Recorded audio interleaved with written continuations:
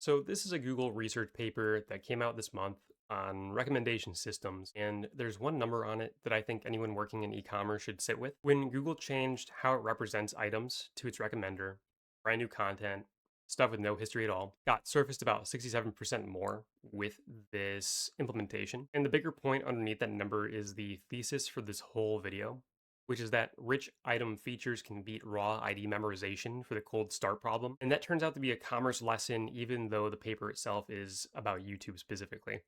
So let me walk through what they actually did and why it matters for product feeds. So, to understand the fix, you have to understand the wall they hit first. These large recommendation models were basically choking on the text that described each item. Every signal about an item, all the dense features and the sparse features, got turned into more and more tokens.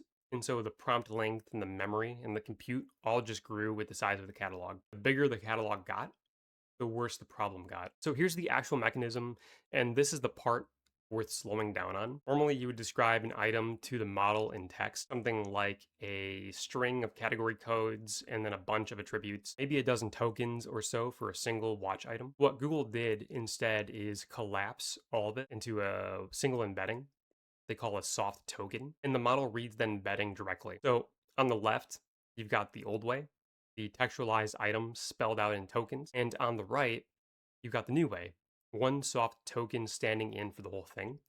It's basically the same information, just at a fraction of the footprint. And the first payoff here is efficiency. When they compressed the prompt this way on the ranking model, it went from about 1,500 tokens down to under 500, and the model trained roughly 200% faster. So the important part is that the ranking quality held. The AUC stayed on par with the baseline. So this isn't a quality for speed trade. It's just genuinely cheaper to run for the same result. And cheaper matters because it means they can afford to do a lot more of it. Now, the more interesting payoff showed up on the retrieval side. So, over on the YouTube homepage specifically, the headline there is that fresh content, stuff that was only a day old, had about 67% more unique impressions. Overall impressions went up too, around 17%, but the outsized gain landed specifically on the new stuff, the items the model had never really seen behave before. And to be clear, satisfaction stayed positive through all of this, so they weren't just flooding people with fresh content at the expense of quality. Recall actually ticked up a couple of points offline as well. So the model basically just got better exactly where these systems are usually the weakest. So here's where I think this connects to commerce, and I want to be upfront that this is my read. It's not something that paper claims. They tested YouTube and not shopping, but that cold start problem, an item with no history for the model to learn from, that is exactly the new SKU problem in retail. When you launch a product, it has no clicks, no sales, nothing behavioral for a ranking system to grab onto. And what this paper suggests is that if the model can read an item's features richly enough, it can surface that item before it earns any engagement at all.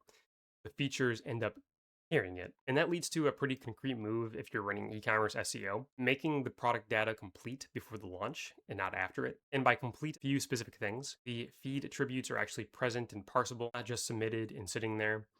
You've got real schema coverage on the page, so product and offer and GTIN, and you start treating that feed as the cold start signal for a new SKU because it might be the only signal the model has on day one. Point is the data work stops being hygiene. You get to eventually and becomes the thing that decides whether a new product shows up at all. I'll leave you with the question I keep coming back to on this. As more of these surfaces move toward reading features instead of leaning on engagement history, when a new SKU launches, what actually earns its first impression?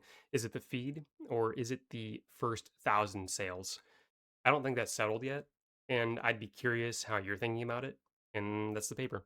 It's Google's Token Factory. It's up on Arxiv from this June, and I'll link it to it in the comments as well.